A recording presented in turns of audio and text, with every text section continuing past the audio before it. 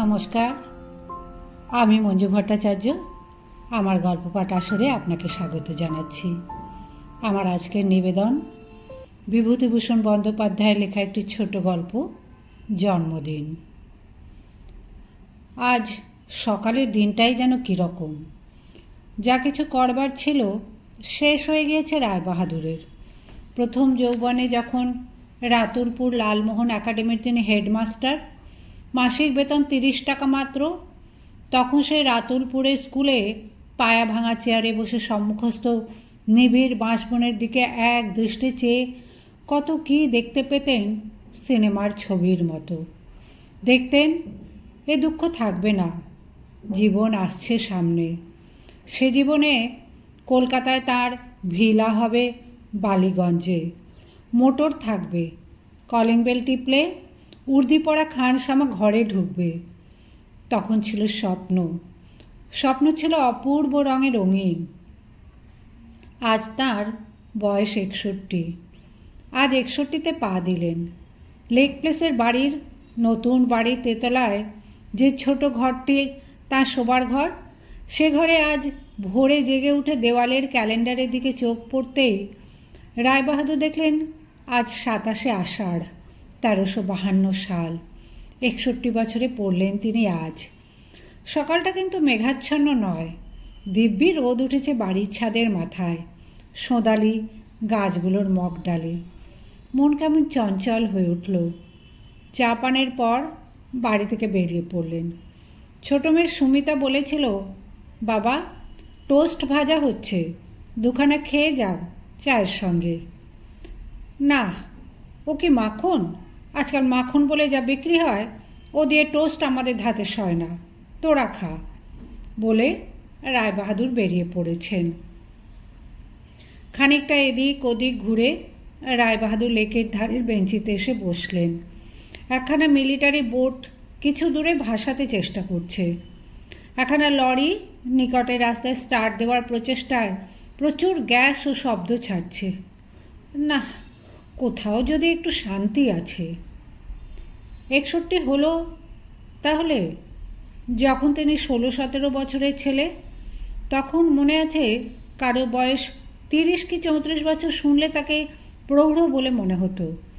40 বছরের লোক তো ছিল বৃদ্ধের মধ্যে গণ্য, আর এরই মধ্যে তাঁর 61 বছর বয়স হয়ে গেল। নিজেকে খুব বেশি বুড়ো বলে মনে করতে পারছেন না রায়বাহাদুর।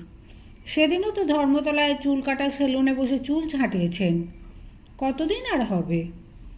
রায়বাহাদুর মনে মনে একটা মোটামুটি হিসেব করবার চেষ্টা করলেন। কাশি থেকে এসেছেন সেবার, বেশ মনে আছে। লেসলির বাড়িতে তার শালাকে সেবার চাকুরি জুটিয়ে দিলেন গণেশ সরকারের সাহায্যে। গণেশ সরকার তার সহপাঠী, দুজনে একসঙ্গে সেকালের সিটি কলেজে পড়েছিলেন। গণেশ সরকার লেসলির বাড়ি বড় চাকরি করতেন, এখন অবসর নিয়েছেন। গণেশেরও বয়স তা হলো 60-61, 2-1 বছর কম বা 2-1 বছর বেশি, ওতে কিছু যায় আসে না। সেটা হবে 1920 সাল। দেখতে দেখতে 25 বছর হয়ে গেল, নিতান্ত কমই বাকি। ভাবলে মনে হয় সেদিনকার কথা। হিসেবে করলে দেখা যায় হাওড়ার পুলের তলা দিয়ে অনেক জল চলে গিয়েছে তারপর। তবে ওই যা ভাবছিলেন রায়বাহাদুর, বয়স হলে কি হবে, আর 5 জন বুড়োর মতো তিনি নন। এমনকি 55-56 বছরের লোককে তিনি অনেক সময় বুড়ো বলে উল্লেখ করে থাকেন। নাতি ও ছেলেমেয়ের কাছে বলেন, সেই বুড়ো নাপিতটা আজ এসেছিল রে।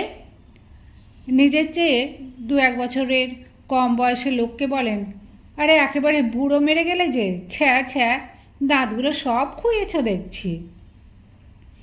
তার দাঁত এখনও অটুট আছে, দাঁতেই নাকি যৌবন, তিনি মনে মনে ভাবেন এবং 5 জনকে বলেও বেড়ান। নিজের কাছে এই সত্যটা প্রমাণ করার জন্য তিনি মাঝে মাঝে পার্কে নির্জনে বসে চানাচুর, ডাল, বাদাম ভাজা কিনেও খেয়ে থাকেন। এই কী দিচ্ছিস? ও 2টো ডাল ভাজা বেশি করে দিস। টাকার ভাঙানি নেই? বেটারা সব ডাকাত, 4 পয়সার ডাল বাদাম নিলাম, বলে কিনা টাকার ভাঙানি নেই। এই নে যা। বেশ জায়গা করেছে এই লেক, এই বেঞ্চিখানা বড় ভালো লাগে। মাঝে মাঝে এখানে এসে বসেন। নির্জনে বসে থাকতে ও ভাবতে বেশ লাগে। বাড়িতে বড় গোলমাল, বসে ভাববার সময় নেই। ভাববার কথা অনেক, কিন্তু বাইরের ঘরে ছেলে ও নাতিদের পড়ার মাস্টার এসে গিয়েছে এতক্ষণ। সুমিতার ঘরে সুমিতার বন্ধু অলকা ও ডাক্তারবাবুর নাতনি বেলা এসে গিয়েছে। অত গুজগুজ ফুসফুস কেন? সুমিতার মাথা বিগড়ে দেবে ওই ডাক্তারবাবুর ধিঙ্গি নাতনিটা, কমিউনিস্ট। সেদিন কোথা থেকে একটি গাদা ওসব কমিউনিস্ট বই পত্তর সুমিতার বিছানায়। আজকাল কী যে হচ্ছে দেশে, মেয়ে ছেলেদের মধ্যেও কিনা ওই সব। এ তো গেল বাইরের ঘরের কথা। যদি বাইরের বারান্দার বেতের চেয়ারে বসবেন, তবে অমনি প্রতিবেশী বৃদ্ধ ভুবনবাবু এসে জুটবে। এই যে রায় বাহাদুর, বসে আছেন নাকি? তামাক খাবেন না সকালবেলা? আজ কাগজ দেখেননি এখনও? ওকিনাওয়াড়া ব্যাপারটা দেখেছেন? ঘোল খাইয়ে ছাড়লে আমাদের বাবাজিদের। চা? তা হয় হোক, আপত্তি নেই। নয়তো অবিনাশ দালাল এসে বলবে, রায়বাহাদুর কেমন আছেন? বেশ ভালো ভালো, শুনে খুশি হলাম। আর আমাদের এখন একটা কথা, হরিশ মুখুজ্জে রোডের বাড়িখানে একবার দেখবেন। আজই যেতে হয়, ওদের অ্যাটর্নিরা বড্ড প্রেস করছে। কাল আপনাকে ভাবলাম একবার ফোন করি, কটার সময় সুবিধা হবে? ওর চেয়ে ভালো আর পাবেন না, তবে বায়নার আগে রেজিস্ট্রি অফিসগুলো একবার সার্চ করতে হবে। সে আমি করিয়ে দেব, আপনাকে কিছু করতে হবে না। চা? এত বেলার? আচ্ছা, তা চিনি কম দিয়ে। হ্যাঁ, কিংবা আসবে গলির জীবন মুখুজ্জে, ওর ভাইপোর একটা চাকরির জন্য অনুরোধ করতে। তিনি যত বলেন আজকাল তার হাতে কিছু করবার নেই, চাকরি কোথা থেকে করে দেবেন, ততই তাকে আরও চেপে ধরে। বাড়ির ভেতরে যে থাকবেন সেখানেও বিপদ কম নয়। গৃহিণীর নানা রকম তাগাদা। ভাগ্নে জামাইয়ের বাড়ি তত্ত্ব না পাঠালে নয়, ওপরের ঘরে পায়খানা মেরামত করে দাও, নানা ফৈজত। তার চেয়ে এই বেশ আছেন। পাশের বেঞ্চিতে একজন বৃদ্ধ লোক নাক টিপে বসে জপ কিংবা প্রাণায়াম করছে। ওদিকের বেঞ্চিতে একটি যুবক বসে লেকের জলের দিকে চেয়ে রয়েছে। এত সকালে আর কোথাও কোনো লোক নেই। হ্যাঁ, যা ভাবছিলেন, জীবনটা যেন কীরকম হয়ে গেল। রাতুলপুরের সেই দিনগুলি এই সকালবেলা রোদের মতো স্বপ্ন মাখা ছিল। এখন সে স্বপ্নের আবেশও স্মৃতি থেকে টেনে আনতে পারেন না। সেই রাতুলপুরের স্কুলের চটা ওঠা দেওয়ালটা, নবীন নাপিত চাকর ঘণ্টা বাজাতো, তার জন্য টিফিনের সময় বাজার থেকে নিমকি রসগোল্লা এনে দিত। নবীনের ছেলেটি মারা গেল টাইফয়েডে। ফ্রি পড়তো স্কুলের নিচের ক্লাসে, তার জন্য একদিন স্কুল বন্ধ হলো। হেডমাস্টার ছিলেন গুরুচরণ সান্যাল, অনেক দিনের প্রবীণ শিক্ষক। তাকে বলতেন, আপনি হচ্ছেন ইয়াং ম্যান, কেশববাবু, এসব স্কুলে আপনার পোষাবে না। এসব কাজ কাদের জানেন? যাদের ভবিষ্যৎ বলে কিছু নেই, যেমন ধরুন আমাদের। এ বয়সে কোথায় যাচ্ছি বলুন? বেরিয়েছিলেন রাতুলপুর স্কুল থেকে তার পরের বছরে ভবিষ্যতের সন্ধানে। ভবিষ্যৎ তাকে একেবারে প্রতারণা করেনি, অনেকে চেয়ে তার সঙ্গে ভালো ব্যবহার করেছে। কিন্তু আজ মনে হচ্ছে সব দিয়েও ভবিষ্যৎ তাকে যেন কিছুই দেয়নি। তার স্বপ্নকে কেড়ে নিয়েছে, আশাকে কেড়ে নিয়েছে। ফুরিয়ে গেছেন তিনি, নিঃশেষে ফুরিয়ে গিয়েছেন। যে ভবিষ্যৎ আজ অতীত, তাতে তিনি যেতেননি, ঠকেছেন। আজ তার বয়স, থাক বয়সের কথা, ওটা সবসময় মনে না করাই ভালো। বয়সের কথা মনে না আনবার জন্যই তিনি পার্কে বসা ছেড়ে দিয়েছেন। তার বাড়ির কাছে একটা পার্ক আছে। ছোট পার্কটাতে লেক পাড়ার পেনশনপ্রাপ্ত জজ, সাব জজ, ডেপুটি ম্যাজিস্ট্রেট, বড় কেরানি প্রভৃতি বৃদ্ধের দল নিয়মিতভাবে বেড়াতে আসে। এ বেঞ্চিতে ও বেঞ্চিতে বসবে আর সামাজিক ও শারীরিক কথাবার্তা বলবে। অমুকের নাতনির বিয়ের কি হলো, অমুকের নাতনি এবার ম্যাট্রিকে বৃত্তি পেয়েছে, মেয়ে ছেড়ে ওরা নাতনিতে নেমেছে। নাতনি সম্বন্ধে এমন উচ্ছ্বসিত হবে যেন কারণ নাতনি কোনোদিন ম্যাট্রিক পাস করেনি। সব নাতনি অসাধারণ, সাধারণ নাতনি একটাও চোখে পড়েনি। নাতনির প্রসঙ্গের পরে উঠবে বাতের প্রসঙ্গ, দাঁতের ব্যথার প্রসঙ্গ, রক্তের চাপের প্রসঙ্গ। যমদূত যেন দণ্ড উঁচিয়ে বসে আছে পার্কটার প্রত্যেক বেঞ্চিখানার ওপরে। সে আবহাওয়ায় বসলেই মনে হয় এবার দিন ফুরলো, সমঝে চলো, ইহকাল পরকাল হারিও না, কিংবা মনে করো শেষে সেদিন ভয়ঙ্কর, কিংবা বাঁশের দোলাতে উঠে কেহে বটে, যাচ্ছ তুমি শ্মশান ঘাটে, ইত্যাদি। দিন কত গিয়ে তাই রায়বাহাদুর আর ওইসব ক্ষুদ্র সামাজিক পার্কে যান না, যেখানে বাত ব্যাধিগ্রস্ত পেনশনভোগী বৃদ্ধদের যাতায়াত। তার চেয়ে আসেন তিনি এই লেকের ধারে, শ্যাম বনকুঞ্জ পাওড়ে। হরিৎ বর্ণ দ্বীপটি, জলের একদিকে কত সুগঠিত দেহ তরুণ, কত প্রণয় চপলা তরুণী কলেজের ছাত্রী আসে যায়।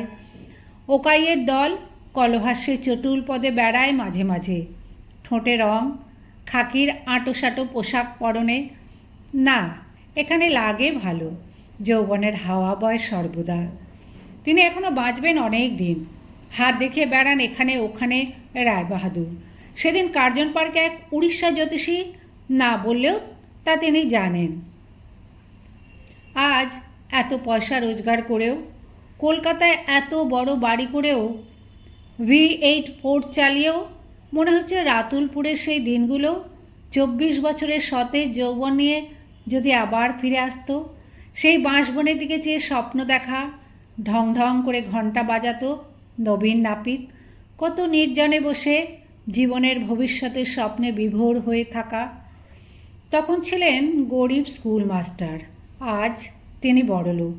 স্কুল মাস্টারি ছেড়ে এক বন্ধুর পরামর্শে ব্যবসা ধরলেন, ইন্স্যুরেন্সের কোম্পানি খুললেন নিজের।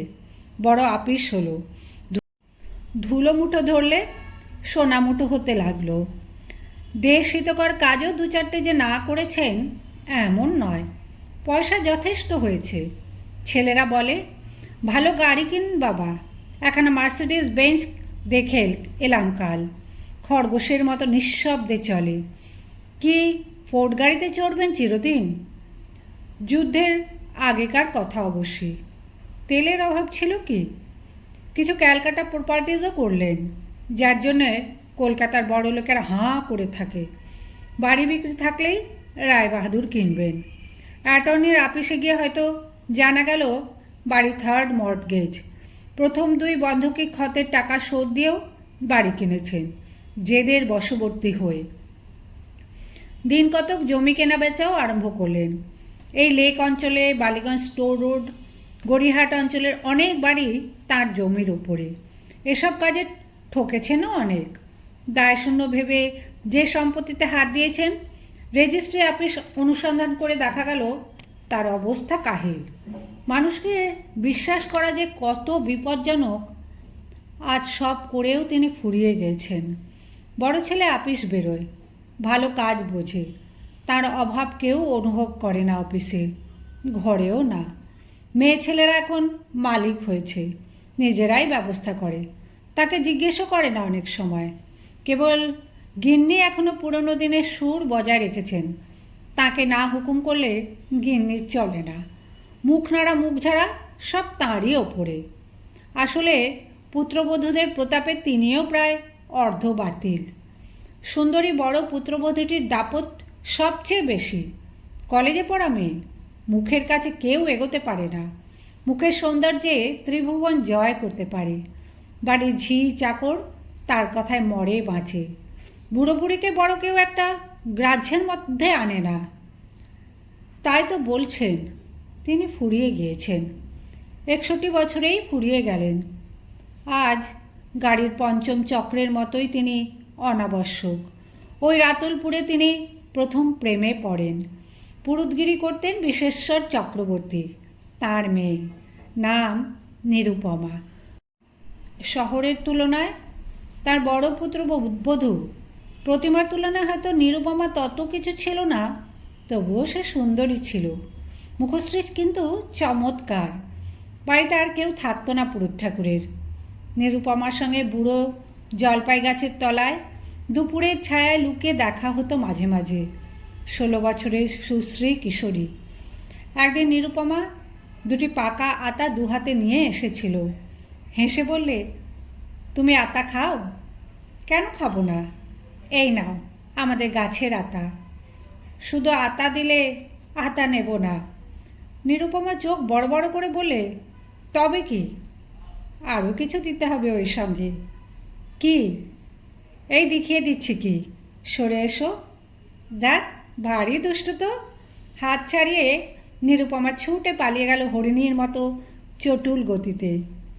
আর একদিন বিশ্বেশ্বর চক্রবর্তী সেদিন তার মায়ের তিথি উপলক্ষে ব্রাহ্মণ ভোজনে গ্রাম্য মাস্টারটিকে নিমন্ত্রণ করেছেন। খেতে বসেছেন ভাবি রায়বাহাদুর, পরিবেশন করছে নিরুপমা। আরও 5-6 ব্রাহ্মণ একত্র খেতে বসেছে। হঠাৎ খেতে খেতে মুখ তুলে দেখলেন নিরুপমা ঘরের মধ্যে জানালার কাছে দাঁড়িয়ে এক দৃষ্টে তার দিকে চেয়ে আছে। উনি ঈষৎ হেসে ফেলতেই নিরুপমাও মৃদু হেসে জানালা থেকে সরে গেল। কালকের কথা বলেই মনে হচ্ছে, অথচ কত কাল হয়ে গেল, 40 বছর। আজও চোখ বুজলে নিরুপমার সেই সলজ্জ দুষ্টুমির হাসি তিনি দেখতে পান। একাধ দিন নয়, এরকম কত ঘটনা ঘটেছিল 1 বছর ধরে। নিরুপমার সঙ্গে তার বিবাহের প্রস্তাবও হয়েছিল, বিবাহ হয়েও যেত, কিন্তু গ্রামের বিধুভূষণ মজুমদার এক সামাজিক জোট পাকালেন। রায়বাহাদুর কিশোরকুনি থাকেন ব্রাহ্মণ, অর্থাৎ কৃষ্ণনগরের রাজারা যে বংশের। তখনকার আমলে কিশোরকুনি থাকের পাত্রকে কুলীনেরা কন্যাদান করতেন না, সেকালে এমনই নিয়ম ছিল। বিবাহ ভেঙে গেল। রায়বাহাদুর বিদেশি লোক, কেউ তাকে খবর দেওয়ার ছিল না। বিবাহের দিন নিরুপমা কেঁদেছিল না কাঁদেনি। শুধু সংবাদটা পাবার জন্যে রায়বাহাদুর কত চেষ্টা করেছেন, কেউ এ সংবাদ তাকে দিতে পারেনি। আর কখনো নিরুপমার সঙ্গে তার দেখাও হয়নি। কেই বা তাকে সংবাদ এনে দেবে? এই ঘটনার কিছুদিন পরে রায়বাহাদুর সেই গ্রাম ত্যাগ করে আসেন, আর যাননি কোনো দিন। জীবনের প্রথম প্রেম, সেসব দিনের কথা ভাবলেও হারানো যৌবন আবার ফিরে আসে যেন। ওখান থেকে চলে আসবার পর তিনি কতবার ভেবেছেন নীরু আজ কোথায় আছে, কেমন আছে। তার জন্য নীরু কি ভেবেছিল? এ সংবাদ তাকে আর কেউ দেয়নি। বিবাহ করেছিলেন বড়লোকের সুন্দরী মেয়েকে, কিন্তু নীরুকে ভোলেননি কোনো দিন। প্রথম প্রথম খুবই ভাবতেন, মধ্যে 10-20 বছর আর তেমন ভাবতেন না। অর্থ উপার্জনের নেশায় ভুলেছিলেন। এখন আবার মাঝে মাঝে মনে হয়। একটি তরুণ যুবক এসে কিছু দূরে একটা নারকেল গাছের তলায় দাঁড়ালো। এদিকে ওদিকে চেয়ে যেন সে কাউকে খুঁজছে। রায়বাহাদুর সচকিত হয়ে উঠলেন। ছোকরা নিশ্চয়ই ওর প্রেমিকার সন্ধানে এসেছে। তার ছোট ছেলে অমেয় জীবনের বয়সী। আজকাল অমনি হয়েছে যে তাদের সময় কিছুই ছিল না। তরুণী অভিসারিকাদের পক্ষে স্বর্ণযুগ চলেছে এটা। কই, ছোকরা একা বসে আছে উদ্ভ্রান্তভাবে। তিনি কই, মানে মা লক্ষ্মীটি এখনও আসেন না কেন? আজ রায়বাহাদুরের ইচ্ছে হলো রাতুলপুরে যাবেন, একবার গিয়ে দেখে আসবেন। তার মনে হচ্ছে 40 বছর যেন কেটে যায়নি, যেন তিনি নব্য যুবকই আছেন। ভ্রমর কৃষ্ণ গুম্ফ আছে তার, যেন তিনি ব্লাড প্রেশারে ভুগছেন না আজ 2 বছর, যেন তার বাত হয়নি। সেবার আশ্বিন মাসে এবং বাতে কিছুদিন শয্যাশায়ী হয়েছিলেন না, যেন রাতুলপুরের আম শিমুল জাম কাঁঠালের ঘন ছায়া নিকুঞ্জে চিরযৌবনা নিরুপমা আজও কিশোরী, তারই আশায় পথ চেয়ে বসে আছে। গাছতলা সেই যুবকটি কিছু দূরে একটা বেঞ্চির ওপর হতাশভাবে বসে পড়েছে। বেচারি। সেই রাত্রেই রায়বাহাদুর মনে মনে ঠিক করে ফেললেন তিনি রাতুলপুরে যাবেনই, কাল সকালে উঠেই যাবেন। ছোট মেয়ে সুমিতা এসে বলল, বাবা রাত্রে কি খাবে? বৌদিদি বলে পাঠালেন। রায়বাহাদুর মুখ খিঁচে বলেন, কেন, তিনি কি জানেন না আমি রাতে কি খাই? যাও পর্দাটা তুলে দাও। সুমিতা মুখের অপূর্ব ভঙ্গি করে চলে গেল।